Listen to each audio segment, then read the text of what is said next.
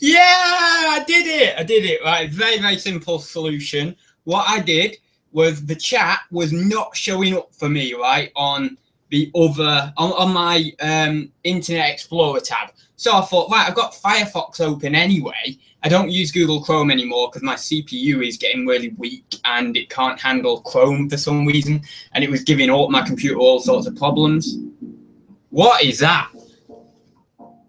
What is that? What's going on now? Leverage empowers traders with the best trading opportunities. Oh no, we don't want that. Use automated strategies. Oh, go away, go away. Right, okay. Right, sorry, we are there now. That was just a random ad. So I ended up like doing it.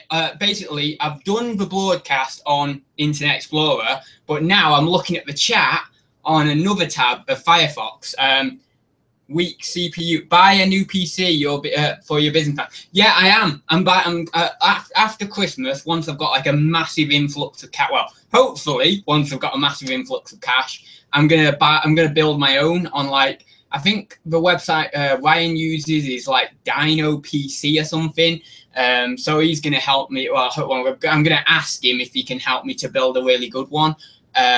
So no, I was hoping it wasn't, that ad wasn't dirty then. I was like, oh my god, please, this ad, don't be a dirty ad, don't be a dirty ad, but it's okay.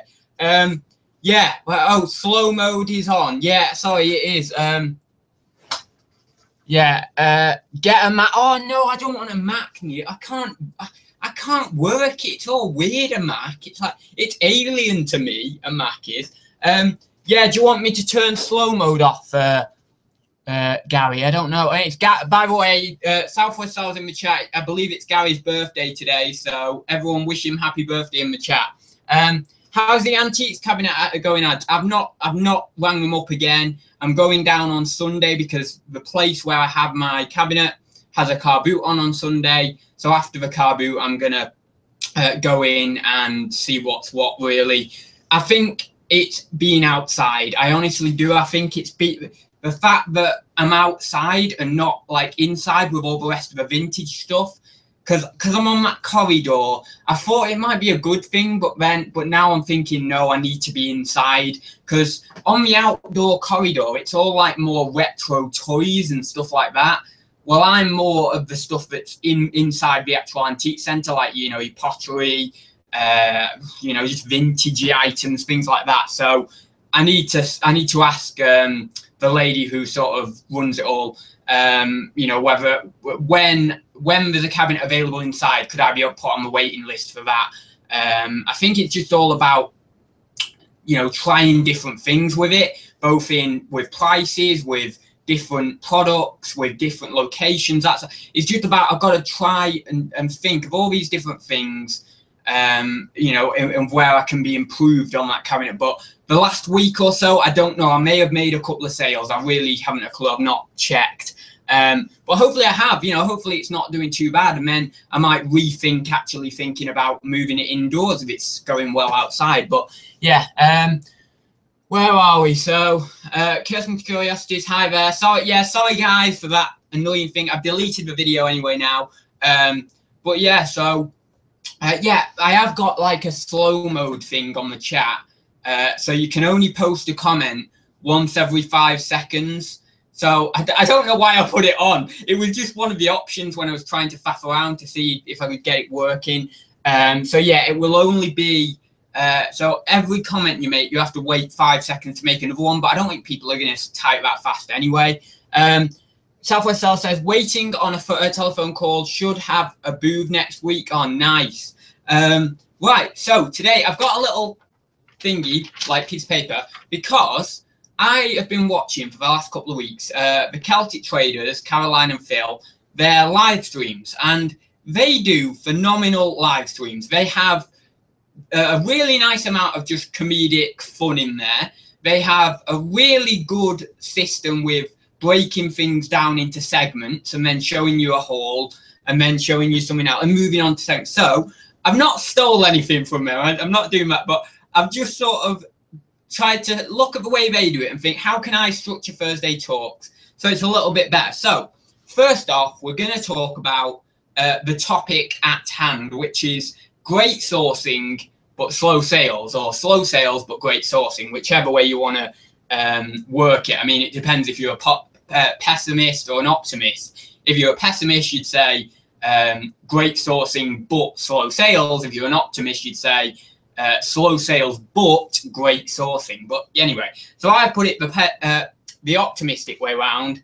I did for my first title put it the pessimistic way around. But anyway, basically what I just wanted to talk about is I got that great video games haul. If you haven't seen it, you can check the video out. Really, really good. Now, I didn't say how much I paid in that video. The only reason was I didn't ask Clint whether he was okay with me saying the price, whether he wanted me to say the price or anything.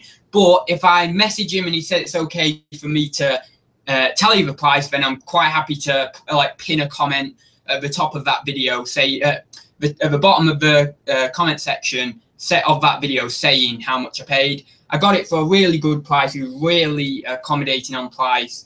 But yeah, I just wanted to ask him first before I divulge that information.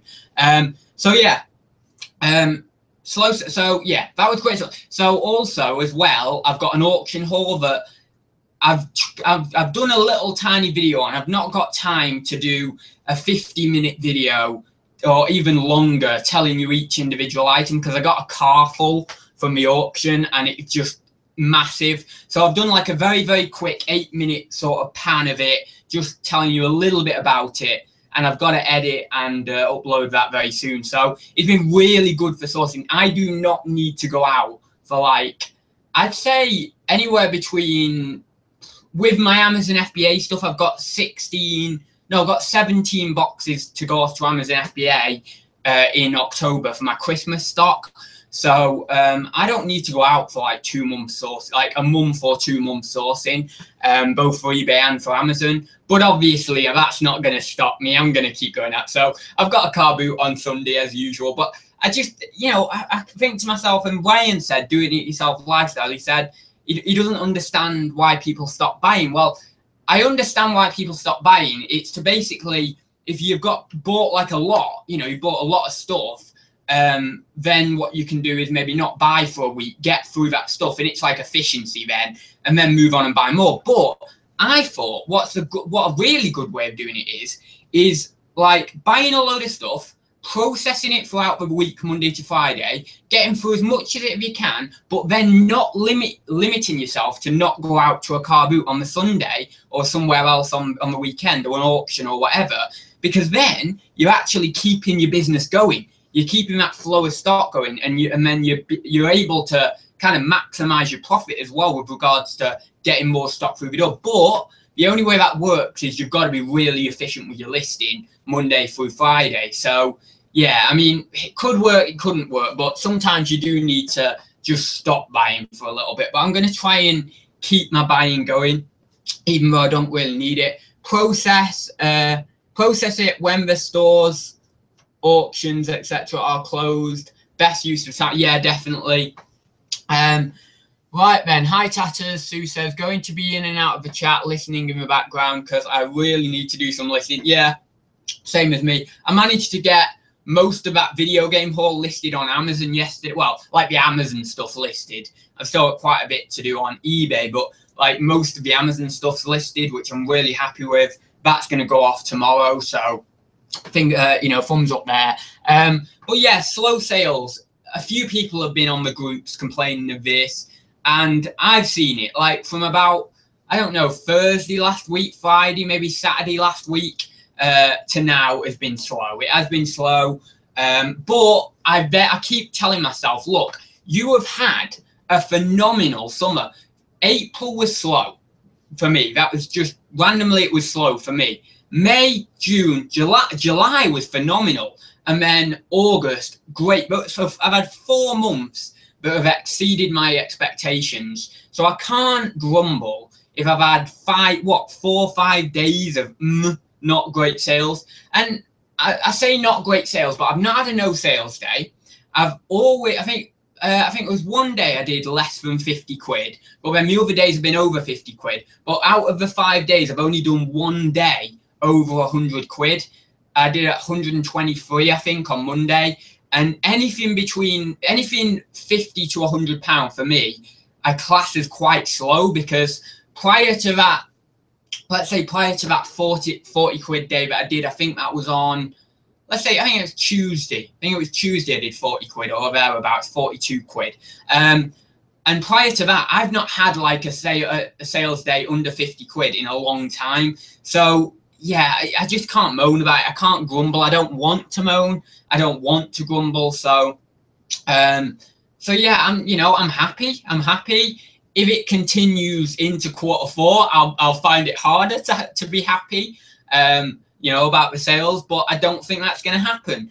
Vinny put a great comment on the Chat post that someone did. He put, this is all of his comment. It was the calm before the storm, and I thought that summed it up perfectly. Now, I can't remember what my last September was like. I don't think it was incredible, but I don't think it was maybe as slow as I'm experiencing the last 5 days. But I think, I'd say I think it was all right. Then coming into October, it started to really get going for me. So I'm not worried at all. I'm quite happy with where I am, and just got to plod on and keep going, keep doing things. There you go. Neil put a great comment in there. The time to buy is when you see it. It definitely is. I told you a story on my sales update of when I saw that obsolete media storage at the car boot a few weeks back. I wanted to buy it. I knew there was some great profit in it. Left it behind for half an hour because I didn't want to go back to the car, because I was holding out for other stuff because there was more cars still coming in. And I did that, and I missed out on that. Now, saying that, I did actually grab myself the Xbox. That was at the time when I went round to the other cars that were coming in, and I got an Xbox. But to be honest, it's not that much more valuable than maybe that a big massive cassette thing was anyway. So, maybe I could have got back to the car in time, but I'm not going into all that. That's just like totally overanalyzing it. But yeah, the time to buy it is definitely when you see it. Sue's Path's a shame. Oh, not at all. We're just having a chat. Where are we? David says, wait, David, we're not on to the Q&A part yet. I've scheduled all this. What's your Q4 turnover target across all streams? 100k. You're not talking to me, are you, David? Are you talking to someone else in the chat? You're not talking to me. Is he talking to Ryan? Is he talking to, I don't know. Are you talking to me, David? Yeah, I think you're talking to someone else, because there's no way I'm doing 100k in Q4. Yeah, fair point. I was just being competitive. Oh, he's talking to someone else. Yeah, I was going to say, why would you think I'm doing 100k? Yeah, maybe. Oh, you were talking to me. Oh, right. No, you were joking then. My turnover target will be, I want 20k. I would like 20k. That's a bottom end. 30k is like a real in the clouds end, really. I think I did last year like 13, 14, something like that, 13, 40k between October, November and December. As I say, I'd like 20 and maybe 25 if I could, but I just keep thinking, like, have I got enough? Have I got enough stuff? Now I know I've got enough in that room. I know I've got a lot of stuff. But I still, and I'm 400 listings up on where I was this time last year, or maybe about October last year. I was on about 700 last year. I'm on 1,075 now. So I don't know. It's like, I just don't know. I don't know. I just keep thinking, if I send all that stuff up to Amazon, is it going to be enough? Is it going to be enough?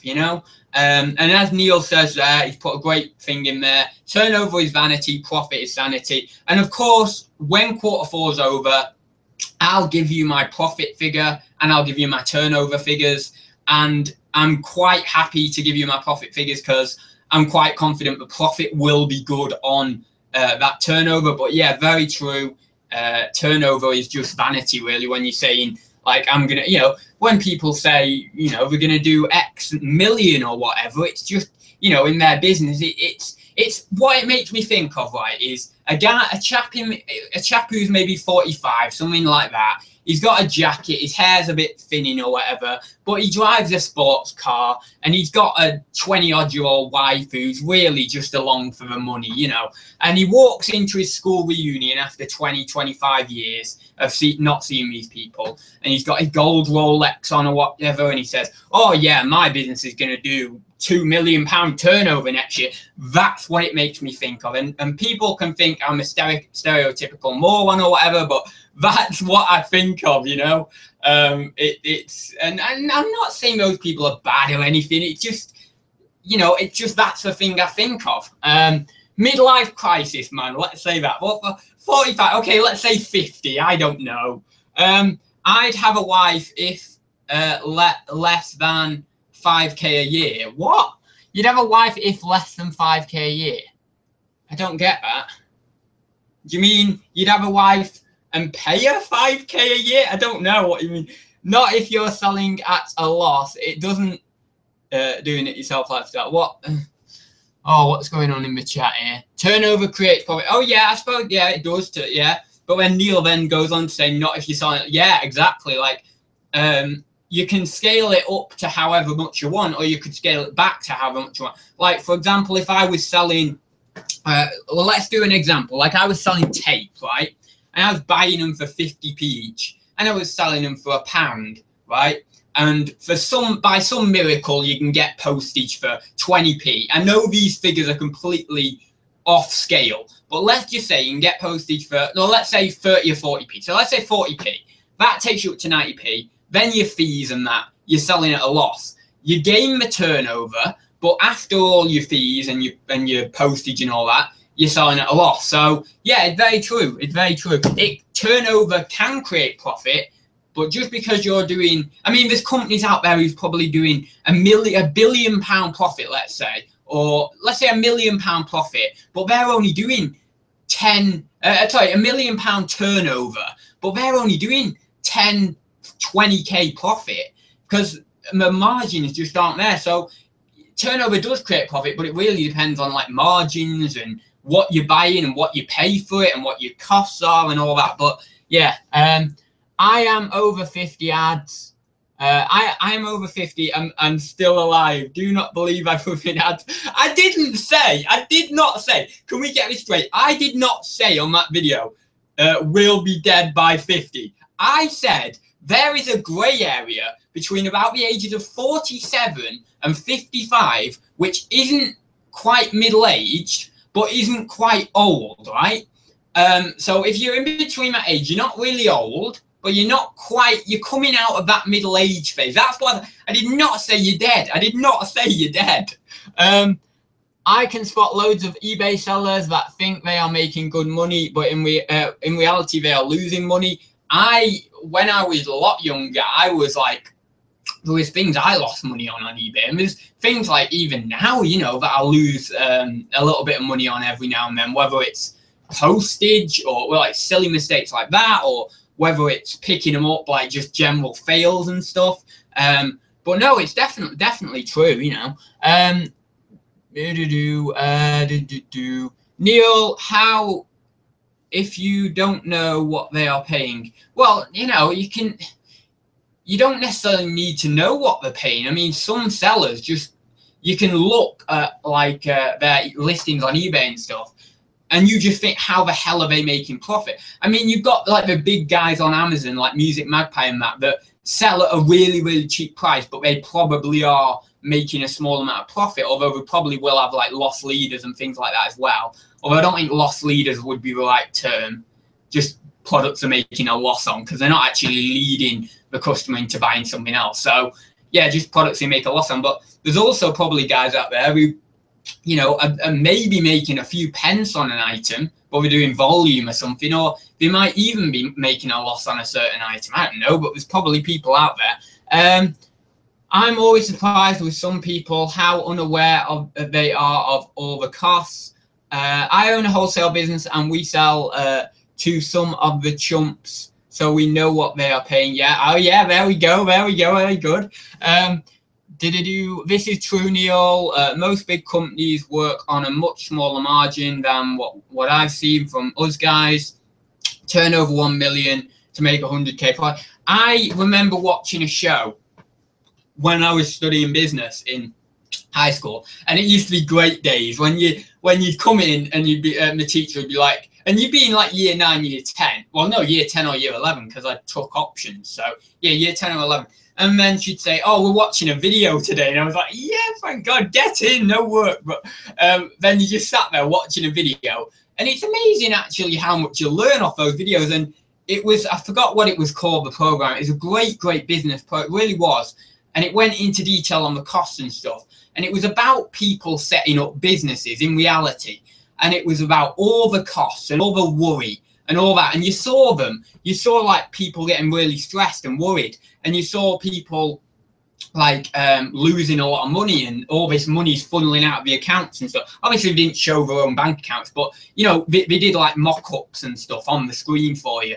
And yeah, it was really cool programming. It really it gave me maybe a bit of reality of like, oh my God, this is going to be, if I want to set up a business, because at that age I was like, yeah, I'm going to have a business. I'm going to have a business when I'm older. But I didn't know what it entailed. I didn't know the work it entailed. I was just hell bent on having a business. And maybe a little bit of that was ego, again, to say, oh, I have a business and all that. But now I've got a business and I know how much work it is, and I don't really make enough to warrant boasting about it. You know, I've lost that. You know, maybe if my business expands and I go into different things in the future, whatever may come, you know, and I earn a lot of money, I might get a bit of that egotistical side back, but I don't want to. No, it wasn't Homes Under the Hammer, David. Right.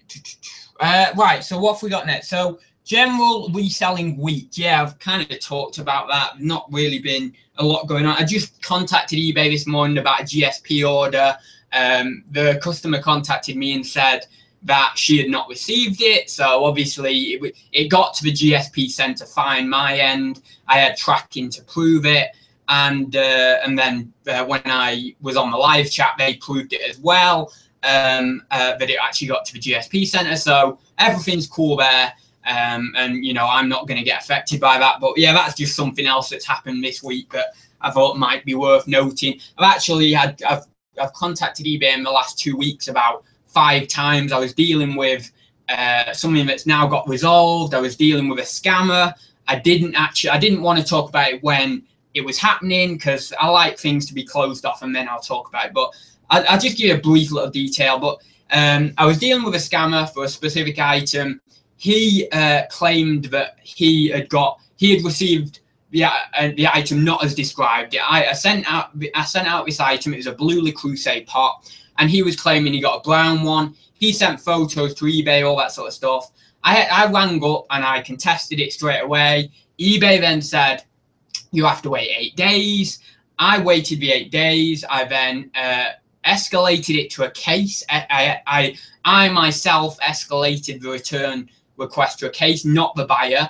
I messaged him 2 times in the 8 days to say, can we resolve this, please, between ourselves? They're very, very professional. That's what eBay always likes, professionalism.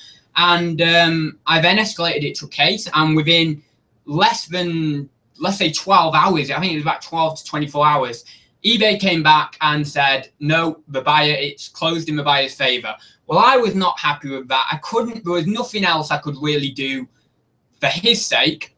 So then I got really, really down. I got depressed. I was like, oh my God. Well, I wouldn't say depressed, but down. Let's say down, because depressed is a bit too much a strong word. But I got really down and I thought, well, what do I do now? I've lost the battle. So then I thought to myself, right, I'm going to say something now that I shouldn't have done. And I don't suggest any of you guys do this, because this is not what a good seller does.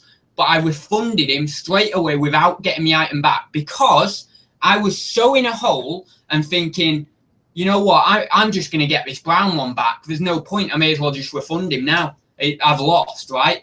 But then the next day, I get a defect, right? And I'm like, I'm not having that. He can take 57 quid out of my pocket, but I'm not having a defect. I was in the right there.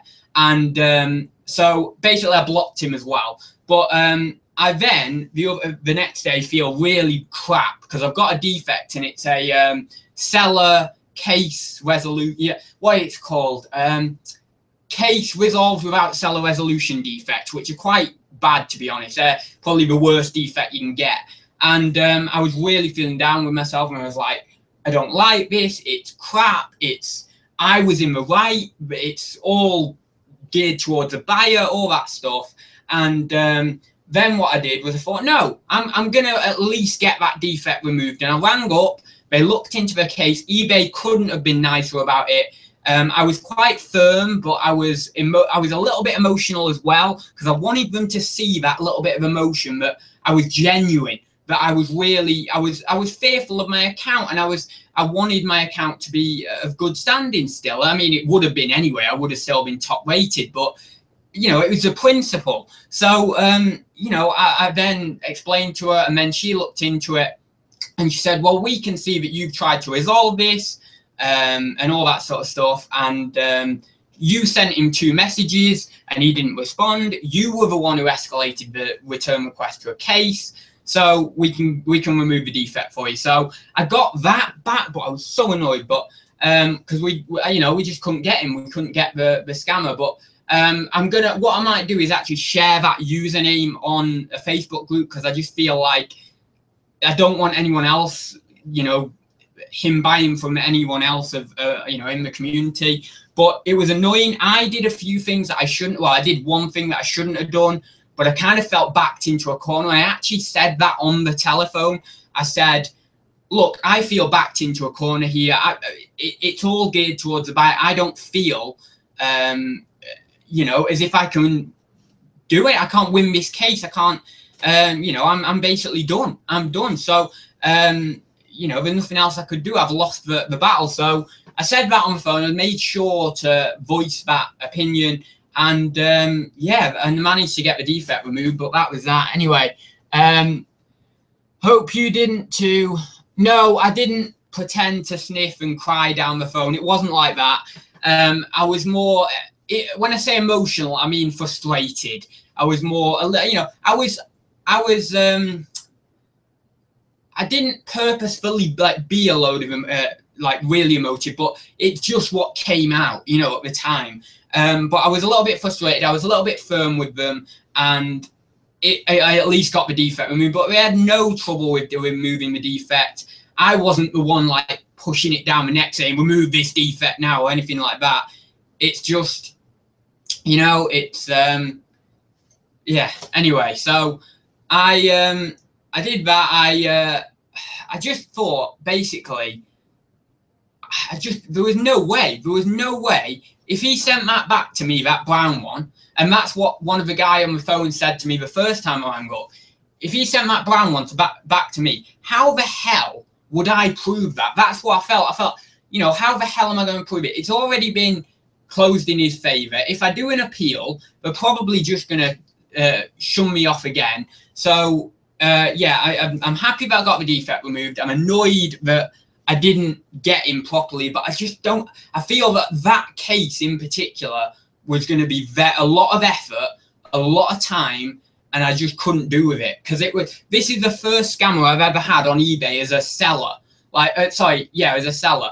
I've been a buyer before and I've got scammed on the buyer side, but this is the first one in 2 years. And I thought, well, if another one comes around and it's going to take another year or two for another one to come around, it's not worth my energy. Like, if it was happening really like every day or every other day that I'm getting scammed, I'd be like, right, I'm off eBay. But because it's only once every year, once every 2 years, it's like, is it worth my energy? I just don't know. I don't know. But maybe it is worth my energy because it's only once every 2 years. But I don't know. But I was annoyed. But I got it removed, got the defect removed, as I say, and I'm happy that it was something. I'm happy that he didn't get away with the money and getting my account harmed when I didn't do anything wrong. I'm happy about that. But I just think there was no way. I can't, like, me and my mum went through it back and forth, thinking, how are we going to get this guy? And we just couldn't think of any way to get around it. Like, eBay said, get him to take a photo of the packaging. Well, you know, the packaging that I sent him. Well, I know exactly what he's going to do. He's going to take a picture of the packaging with the brown Le Creuset pot that he's got, put it in there and say, that's what I received. And then that's going to only strengthen his case. So I was like, well, I'm not doing that, because I'm not feeding him. So I'm not feeding him like you know, good information that eBay will see as a positive on his case. So it was like, it really did feel like I was backed into a corner. I didn't like it. You know, I do recognize that eBay has to balance seller and buyer sort of equality, and it's a hard balancing act. But it just, you know, it just annoyed me a bit. I cry every time I get a sale in Joy. Lol, really, you do? How emotionally attached to you are you to your business? Have you ever cried in tears of sadness or joy because of a sale customer? I've never cried. I don't think I've ever cried. I've gone like woo and then like really high, but I've never cried. And I would say that's probably emotionally attached, isn't it, in a way? But yeah, Richard says sometimes it's best to just forget it and move on. It is, and that's what I've kind of done. But you know, I really do also think that I needed to win that, because in a way it's like I've just backed down. But at that moment, I saw no other. Well, even now, I see no other way of really getting him. I just don't. So it was one of those situations where I was trying to get him. I was on the phone to eBay. I was on the live chat, all that sort of stuff. I gave them as much information as I could. I was honest. I was open, but it just didn't happen. It just didn't happen, and it was annoying. The thing that annoys me is that I was the one to take action on every front. I was the one to open the case. I was the one to send him messages. I had no messages back from him, yet eBay think that he's in the right. Now, okay, yes, no response can be taken as a good response, but I still don't think that's fair. I think that if a buyer fails to respond on 2 occasions, and then the seller is the one to open the case, surely that's got to be a sort of a red dot, really, on you know, shown negatively on the buyer, that actually something's not quite right here if they're not responding, if they're not trying to resolve this with the seller. But anyway, yeah, I'm not going to go into it anymore. I had all this the other week, so I thought I'm just going to forget it, as Richard Payne said. And if I get another one in the future, damn right I'm going to fight it if I feel like I can, you know, if I feel like I should do. But, you know, even if it's like a low value sale, it's sometimes worth fighting on principle.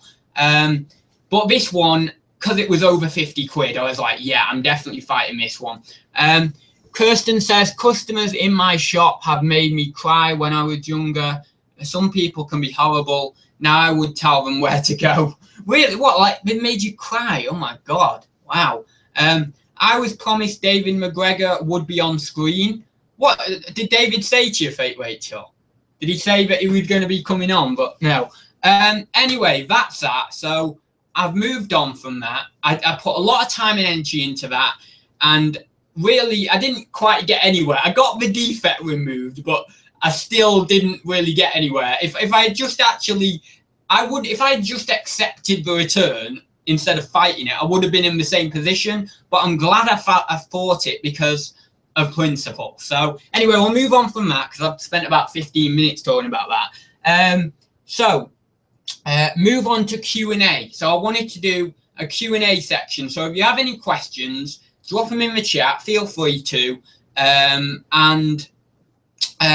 Yeah, just feel free to drop me any reselling questions, and we will answer those before I get on to the last segment. So, Fake David is no part of the show now. Fake David? What are you on about? Right, so, yeah, if you've got any questions, please do drop them down below. Drop them in the comment section. Firm and emotional. Yeah, Z said. Yeah, I know it's quite a weird balance, isn't it?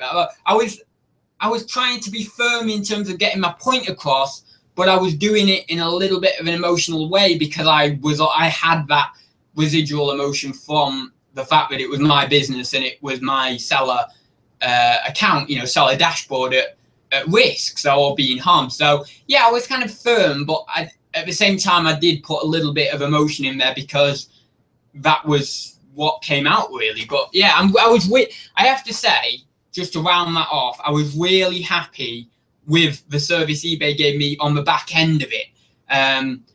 In terms of actually helping me at the start, they were helpful, but they didn't really give me anything that I could have gone on, you know, that I could have really fought him with. They just sort of gave me a few different pieces of advice. But at the back end of it, in terms of removing my defect, they were very helpful and they were very quick. So I have to say that anyway. This is the 1 p.m. dating with ads. 1 p.m. dating with ads. Oh, right, it's David saying something. Southwest Star says, do tears help with eBay? No, it wasn't tears. It was not tears. I wasn't like that, but, you know. Strong black Colombian, please see. Oh, God. Oh, God. Oh, my God. Right. A punch to the face often offends. What the hell? Is that what you do if you had your own shop or something, Gary? A good back-end service is nice. Oh, what are these comments? Oh, terrible these comments are. Yeah, I mean, I don't know how I'd be like in a shop. I don't know how I'd be like. I have an envisage of what I'd like it to be, but I don't think it'll quite be like that. I envisage it to be like, oh yeah, I'd get all dressed up in a nice flamboyant suit every day. I'd go down, I'd treat my customers well, I will treat my customers really well anyway, but this is my envisagement as well. And I go down and, you know, I open the shop and it's like one of those shops with like brick wall, you know, to give it that cool modern vibe.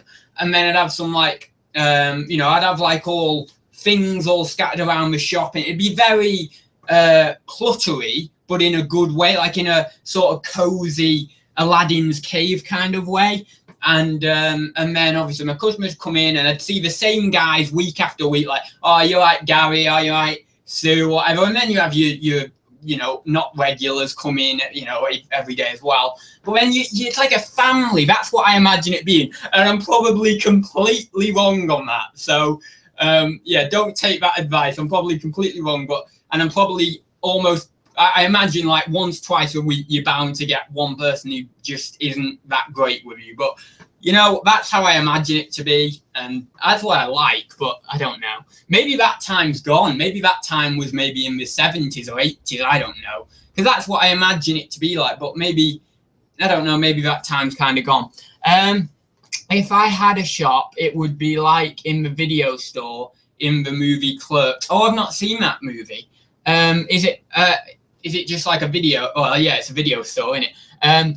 Q&A, what is the most expensive item you've ever sold? I have to still say, it's that Harry Potter scene it. I'm trying to beat it at 150 quid. I don't think I've ever done more than that. I've got items listed higher than that, but they've just not sold. Oh, no, wait, did I sell something else higher than that last Q4? No.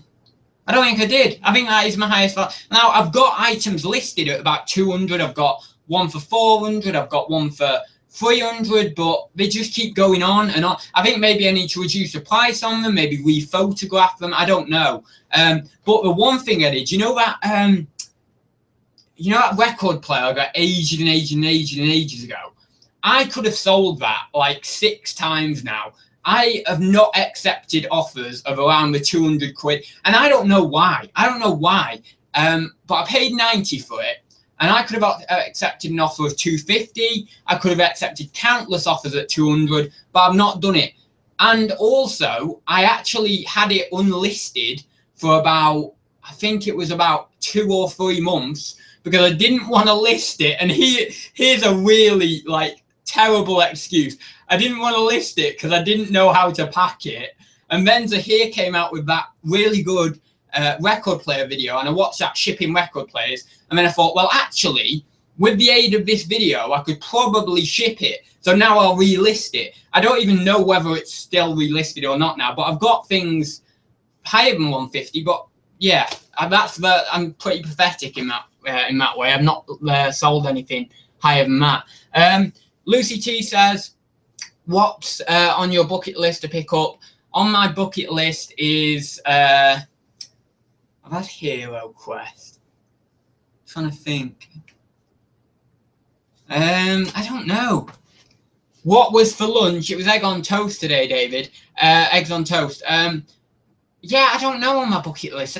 I've got quite a lot off my bucket list, but there is a lot of stuff on my bucket list, but I just can't even think at the moment. Like, there's so much. I would like a few other consoles, like some slightly rarer consoles that I might not get. Like that N64, that green N64, that was one on my bucket list. I said that. There's other board games and stuff that are on my bucket list. I think, is it Key to the Kingdom or something like that? I quite like that. I've had a few Dennis Fisher board games, but I really want some Dennis Fisher board games, and I want the one is, I think it's called War of the Daleks, and the other thing I want from Dennis Fisher is the Tom Baker action figure as Doctor Who. I really want that. That'd be cool, but I think they're expensive. I'm not sure quite how much, but they're expensive, and I don't think you're going to find one in the wild. It's probably very unlikely, unless maybe you do house clearances. You might get lucky or something. But also the other things I'd want are like that I don't think I'll find in the wild either, are like things like related to Doctor Who, but that are like really high value stuff, like either shows from the plot, like props from the show even, or if not props from the show, like one sec, like I'll get this. Things like these sonic screwdrivers, because this is worth, like used, it'd be like 70 quid or something, this is. So things like this, or maybe even like custom sonic screwdrivers that are done in all metal, but they're very, very rare. You won't find, like this one isn't very, very, very rare, but there's other ones from like Rubber Toe Replicas and what's the other site? There's ones that they make like 100 of and like 1,000 of, and they're really, really cool, but you're just not going to pick them up in the wild because people know what they're worth. If they have one, they will know what it's worth, you see? One sec. Oh, wait. There you go. Boom. And if you press it, I think it's like 1, 2, 3. Oh, no. I forgot how you do it. Oh, no, that's just... Anyway, there's loads of different modes to it.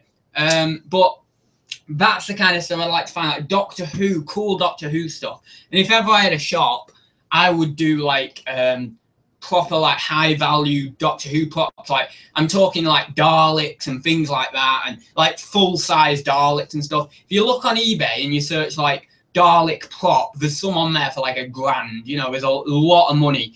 But you have to pay big money to make big money. You're not going to find that at a car boot for £5. Trust me, you are not going to find like a full-size Dalek prop of good quality for a £5 at a car boot. It's going to be off some collector who wants 500 quid for it, and you might double your money at best. They'll probably want about 600 quid for it, and then you're like, well, is it worth it? Is it worth it? Now, that's when a client list comes in really handy, I would think. And if you have a client list right there with someone who wants this stuff straight away, yeah, take the 400 quid profit, 600 into £1,000, because you can have it to that other person, and you can have money in your hand from that person on your client list within what, 24, 48 hours? So yeah, take it, but you're not gonna, you know, to make that big sort of money, you're gonna have to pay up, and especially if it's Doctor Who stuff, because there's a massive, like, I want those props. I would be on the client list. I probably wouldn't be the guy selling them because I'd want to keep them. But, you know, there's some amazing money that can be made with stuff like that, props and stuff. Massive, a whole of a market, you know, and it's a whole massive other learning curve as well. I don't even know that much about it, you know, I mean, if I picked up a sonic screwdriver, I'd probably know whether it was a decent one or not, but you know, other things, even from Doctor Who, I wouldn't know. You know, you've got to learn about it as well. That's the thing. How many speed settings does your screwdriver have? Speed settings? What are you on about? It doesn't have any speed settings. It's just like it does all the screwdriver noises of all the different Doctors. It does. It's a universal remote, so you can use it on your TV. Well, on any TV actually. You can use it as just a sonic screwdriver, like put it in there and then whip it out and go. And it has a flick wrist action, so when you know, an open action like that, so which is really cool. It's a 12th Doctor sonic screwdriver if you want to know. It isn't exactly. I think it's pretty much the scale, but it's not exactly perfect. I mean, you can see that, well, you won't be able to see this, but there's like little specks of brown or black on this little milky part here, and that is accurate to the plot. But there are certain things in here that just aren't quite accurate. But this was the one I liked the most out of them, and I was gonna pay 100 quid or so for it, but I managed to get it on a discount. I think it was like 100 or 120 originally, but I got it for like 60 quid, so I was really happy with that. You don't want to be flinging your wrist on a live stream. Yeah, probably not. Oh my god. Whip it out and flick wrist action, yeah. Oh god, I stumbled into that one, didn't I? Stumbled into that one. Yeah, so the next part of the show, really, which is probably going to be very short anyway, is just planned spontaneity. And you think to yourself, planned spontaneity, how can you do planned spontaneity? You can't plan spontaneity. Well, you can plan spontaneity, because with me, you can just sort of talk about any random stuff. So I'm always spontaneous, but just planning it in means that for this show, what I'm going to do in the future is we're going to do reselling related topics and talks, and then we'll have a Q&A in the middle, and then at the end of the show, we'll have some planned spontaneity, we'll have a bit of a chat, we'll have some a bit of a laugh, talking about any old crap, really, and that's going to be that. So I like the planned spontaneity. It's very good planned spontaneity. Like, you can say to yourself, here's an example of planned spontaneity. Very, very good, right? So you can say, right, do you want to your mate, you can say, right, do you fancy doing something on Friday at 1 o'clock, right? And then they think, yeah, I'm free on Friday at 1 o'clock. But you don't actually schedule anything to do. You've planned it in, but you don't schedule it. You don't tell them or anything. You just be spontaneous and you think, right, let's go to the beach. So planned spontaneity can work beautifully, really well. It combines all the good elements of spontaneity with planning. It's great. It's beautiful. Future daughter slash what's that? Alien talk incoming. No. Found any condoms dangling from your hedge lately? No, I haven't. No, I haven't actually. But no, I mean, I did have a dream last night. I had a very weird dream. I had a dream of a girl, basically, right? Weird, isn't it? Having a dream of a girl. But no, I was in bed, and obviously I was asleep, because that's how you dream. And I was dreaming, and it was quite weird, actually. It's quite nice. It was like a whole other little life encapsulated into a dream, and sometimes I do that. I don't dream much nowadays, so I just... My brain is worn out from dreaming so much in the past. And when I dream now, I don't have, like, when I have nightmares and stuff, they're not about, like, unfortunately, they're not fun anymore. Like, nightmares to me used to be about zombies and stuff like that. Nightmares to me now are so boring. It's like, oh my god, is someone going to steal your stock? That's a nightmare to me now, and it's very, very plain and boring. And that's what happens when you get old, and well, not old, but when you turn into an adult, you lose that sense of imagination with your dreams. But anyway, I met this girl, and I don't know what she said, because obviously you lose 90% of your dream when you wait, like within about a few hours of you waking up. So unless you really concentrate on remembering it, and that's what I used to do when I was about 15. I'd get up and I'd get on the side of my bed and like concentrate on the dream to remember it. And you can actually do it, but you still lose about sort of 30–40% of your dreams. I mean, I don't know the exact figures, but you can go online and check them out. But yeah, I had this dream, and it was of this girl, and she whispered something in my ear, and I don't know what it was because I forgot the dream, but all I remember is that I was quite taken by what she whispered in my ear. And I think it was something about Doctor Who. And then I thought, oh my God, you're the one. You're like this what's it called? Embodiment. That's it. you're the embodiment and the anyway, you're the embodiment of the one for me, right? And also your mind is good as well. So, right, anyway, I don't know what I'm rambling on about, but we then we managed to, you know, have talks and stuff, and then we do some dirty things that I won't mention, and then I thought, you know, I've kind of gone off you, and then I woke up. So that was a very weird dream. I don't know what it's symbolized. I know it's a bit pointless, but I don't know. Normal people would have other dreams. I have very weird dreams. Thanks, ads listed 4 whilst watching. My sister has turned up for a coffee, so off now. Catch up later. Thanks for joining me, Sue, and all of the rest of them. But no, it was a very weird dream. It was a very, very weird dream.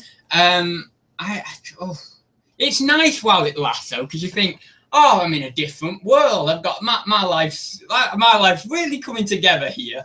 I've got everything I want. I've got my business. I've got a good personal life. I've got all this, and then it's like, oh no, I'm bloody woke up. But then actually, what happens when I wake up is I don't get sad anymore. Like I used to get a bit sad, like, oh, I've got to go to school, or I've got to do this, or I've got to do that. But I wake up and I think, hey, hang on, I have got a job I like. I mean, I've not got much substance in my personal life, but I'm going to work on that. Once I've got that, I mean, it's like you won't even need to dream anymore. You will be living the dream. You will go to bed and you'll be like that, and then that'll be it. And then you wake up again because you will not have the need to dream. How cool would that be? Yeah, ads sharing sex dreams live on YouTube. Standard. Yeah, I didn't say that. I reckon you need to make that dream reality. Yeah, I probably do. Yeah. Question, no, we're not going that far. God, we're not going that far. Did you get something naughty from your dream?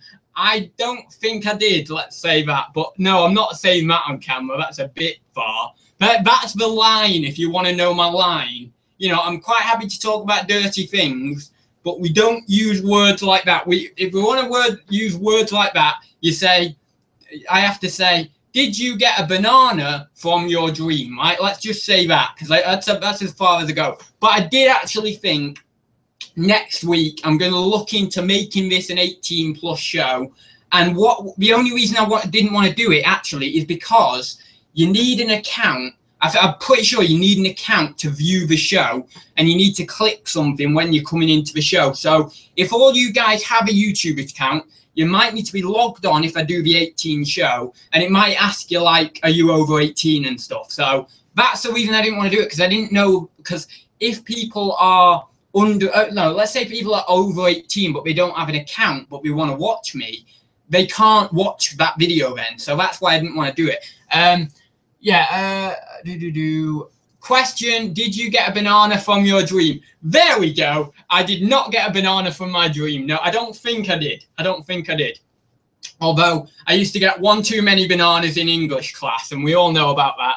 Oh, the joys of puberty. Oh, damn, being served on my faulty AP knowledge. Props to you, Sue. What's AP?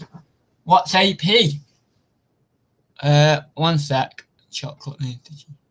Oh, Alan Partridge. I'm watching that at the moment. I'm watching it. I'm on series 2. I'm really loving it. But come on, guys. You can't say I'm weird.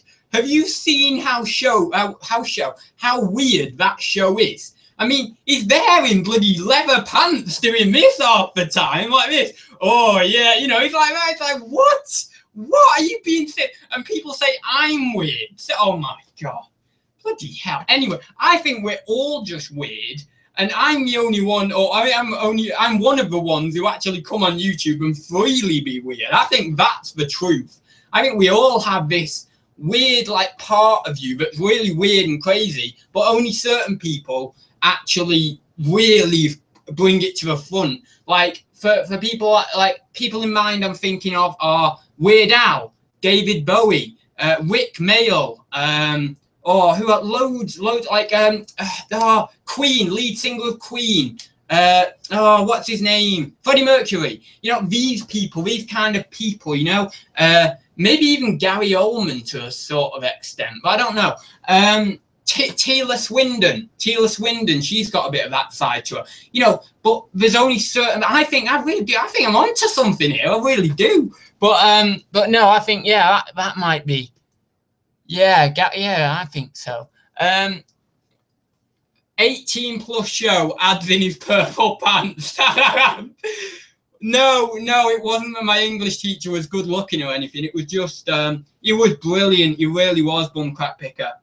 I absolutely. I was watching Bottom when I was like 10 years younger than the certificate on the side of the VHS, and I used to watch it with my grandma as well. My grandma would be sat there, and we'd be watching a sex doll scene. I'd be like 8 or 9. It was so funny.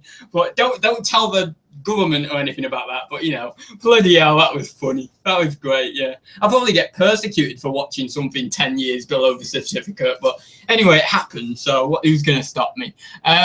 Yeah, but and I've watched the young ones. Yeah, I like the young ones. I watched that because Ken told me to watch that quite a while ago. I've not watched it all. I've watched about 2 seasons of it, but he told me to watch that ages ago, so I added it to my list. But yeah, great in that. And you've got a nice thing about that. You know, maybe I think it was called the alternative comedy sort of revolution in that sort of time period, early 80s, mid 80s.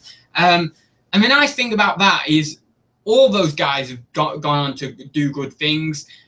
You know, they actually, the guy in the young ones, I forgot his name, the actor's name, but he went on to be Dave Hedgehog in Bottom with them. And I always like that when they incorporate. It's like right, David Bowie did a music video with it was The Next Day, it was called, and he did that with one of his close friends, Gary Oldman. And I always like that, because if I was famous, right, if I was famous and I had things in lots of pies and all that, and you know, I did my own music videos and all that sort of stuff, you know what I'd do as a good human being? I would say to my friends, Daniel and Ryan, I'd say to some of you guys on here, do you want to be in a music video, you know, and let's have a bit of fun with it, because I like that. So it's always nice to see that spirit and that friendship come into the work of actors and musicians and things like that. I love that. But yeah, yeah. So anyway, we'll leave it there, guys. Yeah, so I'll leave it there because. But what I have wrote on here quite ominously, maybe something else I wanted to say. I don't know what that is. I forgot. What I did was I was eating my lunch and I thought, oh yeah, that's a great idea. That is, I'll say that in Thursday Talks.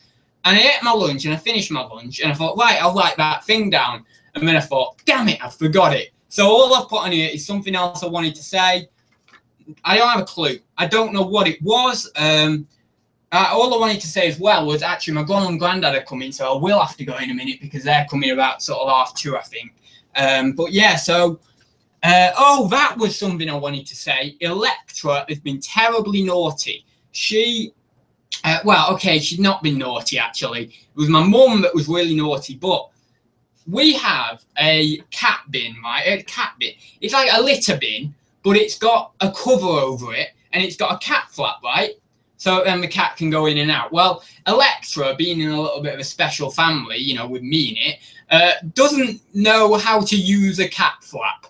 So she can't go, she can't, when the cat flap's down, she doesn't know how to get in and out. So we always leave the cat flap up, or most of the time we leave it up, so she can get back in, right? Get into the litter tray and do her business. Well, either this morning or last night, my mum put the cat flap on the litter tray down. And this morning I come down, well, this morning about sort of 11 o'clock or whatever, I walked down and I went into the conservatory where we have it, and I thought, hang on, this smells a bit funny in here. And then I go out for my walk and go up to the charity shop. I'm not that bothered, you know, it's probably just something, I don't know. I don't know what it was, but it just smelled a bit weird. And I come back and I see Electra tapping on the cat flap to try and get in, but she can't. And I then go over just to, you know, going over to actually put the cat flap up so that then she can go in. And I see this great big pile of poo just outside the litter tray. And I'm like, oh my God, that's the smell. And it was horrendous. And then about 5 minutes later, sorry, 5 minutes before I opened the cat flap for her, because it's now open so she can get in. But 5 minutes before I did that, she went into a plastic bag that was on the floor with a little bit of newspaper in. I don't know why there was a plastic bag on the floor with a bit of newspaper in, but I don't know, someone's bought a paper or something. And she went into that, and I'm pretty sure she did a wee on it. So when my mum and dad gets home, we're gonna open that bag and probably gonna smell something funny in there. But God, funny. But she's like that. But it was my mum's fault. And I texted her, and she said, "Oh yeah, that's my fault." But you know what are you gonna do, eh? Yeah. What's Kirsten saying? Sing happy birthday to Gary. Happy birthday to you. Happy birthday to you. Happy birthday, dear Gary. Happy birthday to you. Oh my God, my singing's terrible. And then whatever age you are, we're going to do hip hip hooray. So how old are you? What, like 40 odd, 50 odd? I don't know. What? Hip hip hooray. Hip hip hooray. Hip hip hooray. Hip hip hooray. Hip hip hooray, hip hip hooray, hip hip hooray. How many is that? 7. Hip hip hooray, hip hip hooray, hip hip hooray, hip hip hooray, hip hip hooray, hip hip hooray, hip hip. I'm not doing this any longer because it's so bad. Can you sing Wheels on the Bus, please? I don't even know that anymore. All I know is like wheels on the bus go round and round, that bit. Quick, get Simon Cowell on the phone. I know, it's great, isn't it? My singing's great. How is the game sales going from the big haul? I've only had one sale. I mean, when you saw that haul video, that was the day I received the rest of it. So I only really listed a few bits yesterday, but I have had one sale from it. So, I mean, one sale in a day, that's got to be good, right? And then most of it is going off to FBA. So, well, a lot of it, well, no, let's say half of it is. So, you know, that's got to wait to go in, but it's all really good saleable stuff. And if you, especially the FBA stuff, that will sell quick, a lot of that, especially PS4 stuff. Yeah, it's not gone wild quick, Ryan. It's not. It's been an hour. I did like a good solid 40 minutes of being, you know, professional and reselling content. You've got to give me something. Right, yeah, so you got to stamp that out, ads, or she will keep doing it. I know, yeah, we've got to be careful about that. I know that was my problem as well. But I made sure I carried her over to the litter tray again to make her realize that it was now open. But it wasn't that she does that normally. It was just because the cat flap was down. But actually, we need to teach her how to use the cat flap. But I don't know how we're going to do that. Far East Movement, like a G6. Oh, that's a great song, that is. I love that. I probably was like, when did that come out? Like 2010, 2009 or something, if that's the one I'm thinking of, the song. But no, I don't remember. There's some great songs that came out in high school, because 2009, 2008, 2010, 2011 were pretty good for music, in my opinion. I'm not one for new music, to be honest, but that kind of era wasn't too bad. I suppose that's not that new, though, is it now? Because if I always think of it as time in relative to the last decade. So when, like, for example, if I was living in the 90s now, it was 93, you know, I always think the 80s of being a little bit older, right? So I always think in decades. So if I was in, now we're in the 2010s, I always think of the noughties as, you know, slightly older. You know, it wasn't yesterday. I mean, it wasn't ages and ages ago, but it wasn't yesterday. So that's how I always think of things. And I always think, like, well, if I was living in 1965, how would I look at 1955? And I'd say, well, yeah, that kind of fits in with what we're experiencing now in terms of the gap between 2017 and, let's say, 2007, 2008. And if you look at TV shows from 2007, 2008, they already are starting to look a bit old, whether that's with the camera equipment, just the overall feel of them. And that scares me, because it makes me think, when I'm 71 in 2067, no, 20, Yeah, 2067. No, when I'm, is that right? Yeah, when I'm 71 in 2067, is that right? Yeah, that is right. That is right. When I'm 71 in 2067, and I've got a load of stuff to sell off in my drawer up there for my kids, so that then they can have some money. But when I'm in 2067, I'll be looking back at Doctor Who from 2005 and saying, well, I remember that, but it looks old to me now. And that scares me because I'm thinking, oh my God, getting old really does happen, you know, and you're like, whoa.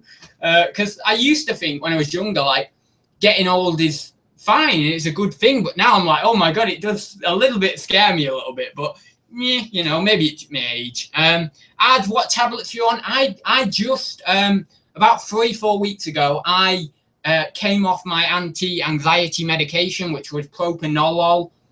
And I'm still feeling like that. I'm still like, even now I'm a little bit anxious, but I'm doing well. So yeah, I mean, I'm not on any tablets anymore, and I'm proud to say that.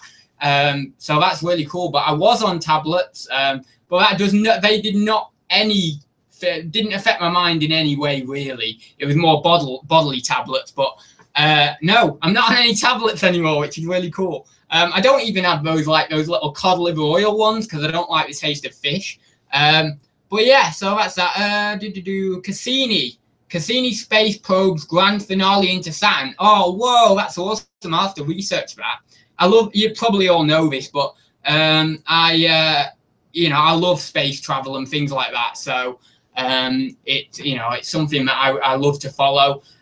Kepler Space Telescope, I really loved following that, and that found like loads of different planets that could be habitable. Stop taking questions so literally. Oh, sorry. Am I not meant to? I'm just being honest. I'm just an honest guy.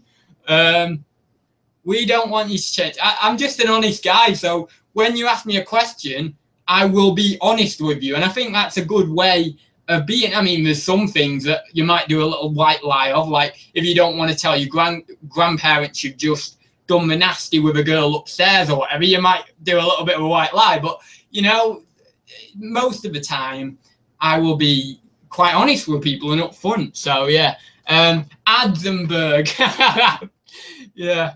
Right, then, I'll leave it there, guys. Thank you very much for joining me today. Yeah, I am going to give away something for Thursday Talk's 100th episode. It is going to be monetary. And what I mean by monetary is it's going to be money.